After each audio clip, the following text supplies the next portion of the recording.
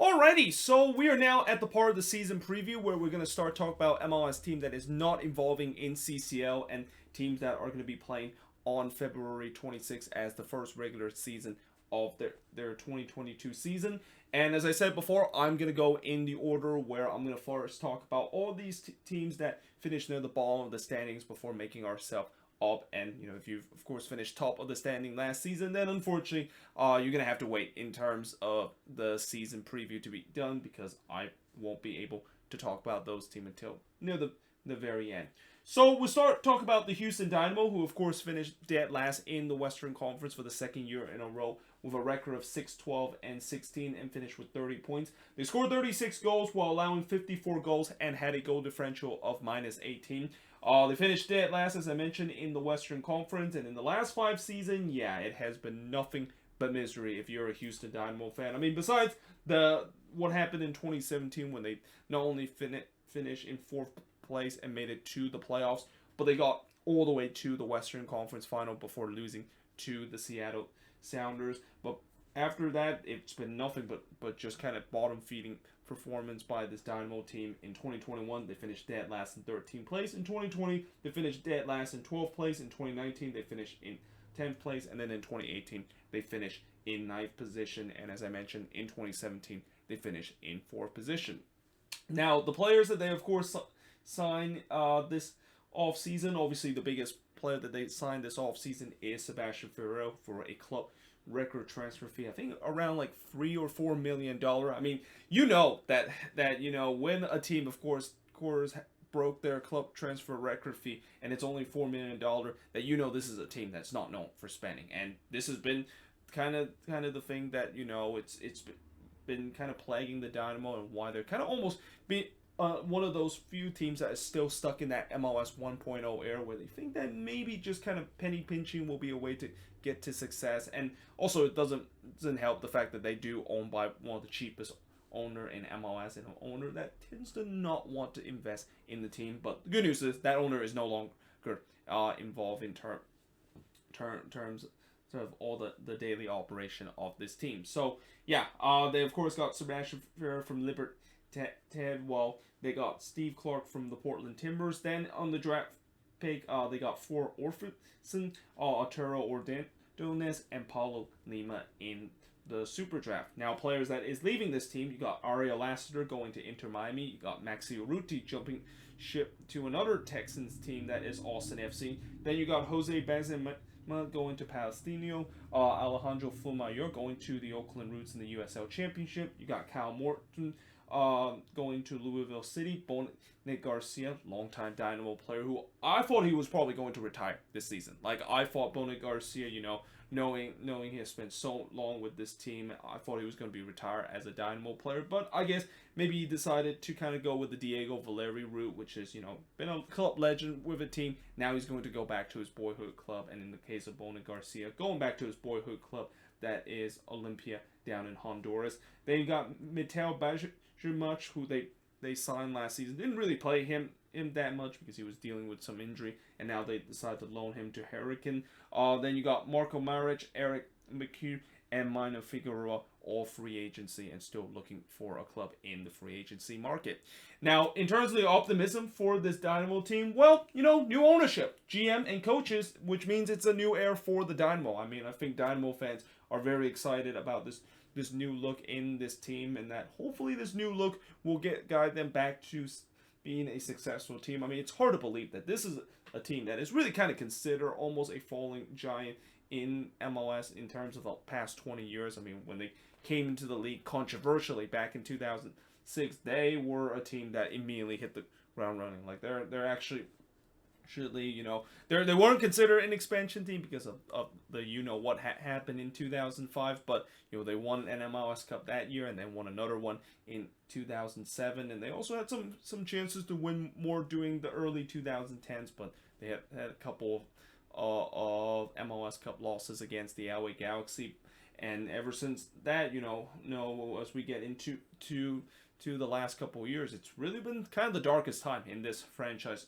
history, and that the Dynamo certainly are looking after getting a new ownership, GM, and coaches to try to get themselves back into that good good air of this team of being one of the powerhouses of MLS. Like nowadays, it's kind of hard to believe that this team will regularly make it to the playoffs in their first 10 year of existence, are really just struggling in terms of competing and being a bottom feeder.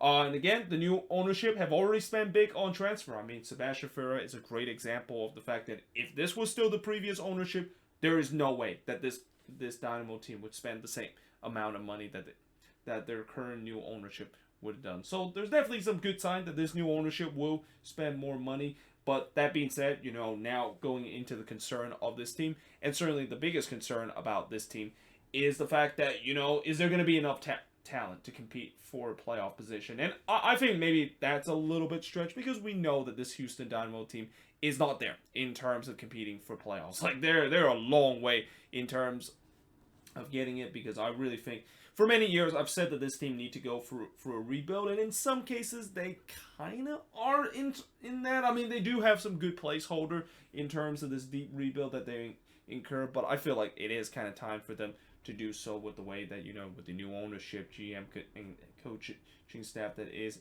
in this team. So I won't say that playoffs is one of the things that they might think about. It's just that, I won't be surprised if you're a Dynamo fan that this team might not be a good team next season, but that's kind of part of it with rebuild. You're going to have that growing pain, and this is kind of the growing pains for this Dynamo team in that first year to try to clean up the mess and trying to build a decent squad that can compete down the line. Will Sebastian Vero lines up to live up to his price tag? So we've seen before where, some teams splash out the cash in terms of trying to get a decent player, and, it's great that we've seen teams that show that ambition in terms of splashing the cash, but at the same time, we've seen a lot of flops with big money signing. And although, in these days for Sebastian Vero and his price tag is nothing new, because we've seen many teams have spent more than what the Dynamo did, but this is unprecedented for this team, and it's going to be interesting to see that in their very first big splash of money signing that they of course made, whether or not if it's going to work out. And especially they also value that he is going to be the future of this team and kind of a stepping stone in terms of getting this rebuild started and trying to get back to be a competitive team. And then the last thing that is concerned with this team is the inexperienced head coach of Paulo Nakamura. So I know a lot of Dynamo fans were not happy with the signings, and there's been a lot of question of whether or not if he is going to do well in MLS, and especially there's even some question the fact that is it too early for Paulo Nakamura to finally get a chance to be a head coach in MLS. I mean, I know when he retired a couple of years ago, I said the fact that there is a good chance that he could be an MLS head coach down the line, but I didn't think it was going to be this soon, and especially in his last year with Sporting KC too, and was head coaching the reserve team. Yeah, he really didn't do well in that team, and that team basically is one that has some decent talent from the Sporting KC Academy, and I know a lot of MLS Academy team didn't do well last season in the USL Championship, but I would say that the difference between Paulo Nakamura going from a reserve team to going to another MLS team to what Steve Cherndero is doing, where he is going to the Las Vegas Lights, the LAFC. The difference is, at least Cherndero is going to get a much talented team compared to the time when he was with the Lights, where it was just a bunch of kind of LAFC Academy player and just not really a good roster. Whereas for Paulo Nakamura, he's basically going from a team that doesn't have a good roster to another team that doesn't have a good roster and expect to build on it. So there's going to be a lot of question of whether or not if he is ready for the big time, and that, again, I think Dynamo fans, the other reason why they don't like this is the fact that this feels like it's old practice of them trying to be cheap in terms of finding a head coaching hire, and maybe finding one in the USL Championship will work out. And I'm not saying USL Championship head coach is not going to work out. There could be a chance that could happen, but again, I mean, it's very underwhelming, and we'll see whether or not if Paulo Nakamura can get this team going and be competitive heading into his first season as a head coach in MLS. Now, in terms of MVP for this team, I'm going to say, MVP on this team. I'm going to go with Tim Parker.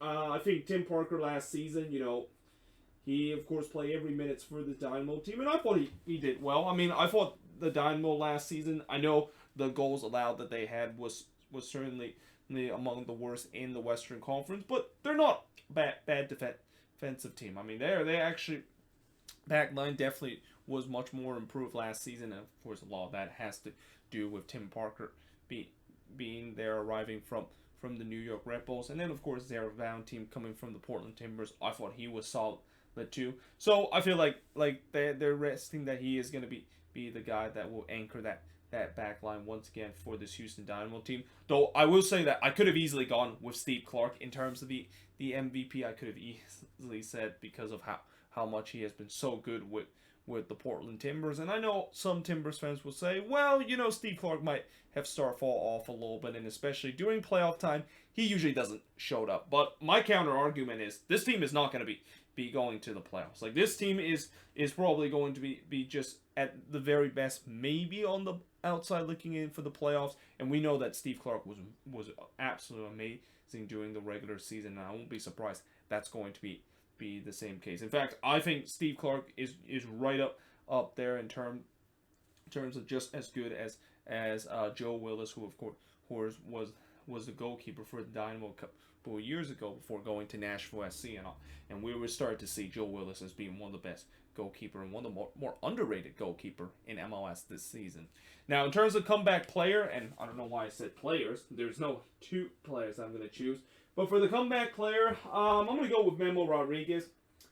So it was a rough season for Memo Rodriguez last season. Like last year, he didn't really live up to the potential that some people might say that he has. And he definitely has some raw ability that he could live up to be a decent player in MLS. But, last year was kind of a setback. Though I feel like this year he is going to be a little bit better. Though that being said, a lot of that has to do with the fact that you might maybe need to get more service, and that's also, I think, one of the things that I want to kind of add on the concern with this Houston Dynamo team.